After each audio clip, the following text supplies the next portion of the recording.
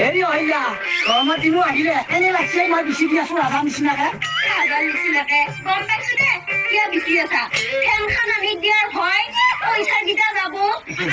নমস্কাৰ বন্ধু বান্ধৱীসকল, কি খবৰ আপোনালোকৰ? আশা কৰিছোঁ সকলো ভালে আছে, ময়ো ভালে আছোঁ। অসমবাসীৰ কাৰণে দৰংবাসীৰ কাৰণে আন এটা বেয়া খবৰ, আন এটা দুখৰ খবৰ আহি পৰিছে। ভিডিঅ'টোৰ আৰম্ভণিতে দেখা ব্যক্তিজনক হয়তো অসমৰ চিনি নোপোৱা কোনোৱেই নাই। সেইজন হ'ল ভাঙা টিভি খ্যাত, খিতেইকা খ্যাত দীপজ্যোতি ডেকা, কমেডিয়ান, জনপ্ৰিয় ইউটিউবাৰ আৰু অসমৰ তথা দৰঙৰ সুসন্তান। আৰু তেওঁৰ খবৰ এটাই আমাক সঁচাকৈ বহুত দুখিত কৰিছে আৰু বহুত বেয়া লাগিছে। সকলোৱে আঘাত পাইছোঁ, দৰংবাসীয়ে বিশেষকৈ বেছি আঘাত পাইছোঁ, যিহেতু তেওঁ দৰঙৰ সন্তান।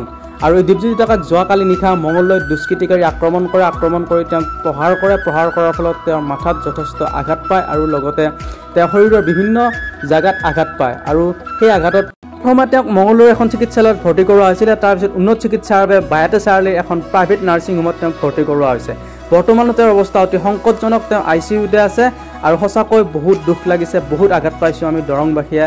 তেওঁ যাতে সোনকালে সুস্থ হৈ উঠি আমাৰ মাজত হাঁহিৰ খোৰাক জনাব পাৰে, হাঁহিৰ সঁফুৰা দিব পাৰে সকলোকে, সদায় তেওঁ হঁহুৱাই ৰাখে। আৰু সেই মানুহজনে আজি চিকিৎসালয়ৰ ICUত ভৰ্তি হৈ আছে, সেইকাৰণে বহুতেই বেছি বেয়া লাগিছে। আপুনি যদি দীপজ্যোতি ডেকাৰ ফ্ৰেণ্ড হয় তেতিয়াহ'লে ভিডিঅ'টো শ্বেয়াৰ কৰক আৰু প্ৰাৰ্থনা কৰক সোনকালে সুস্থ হৈ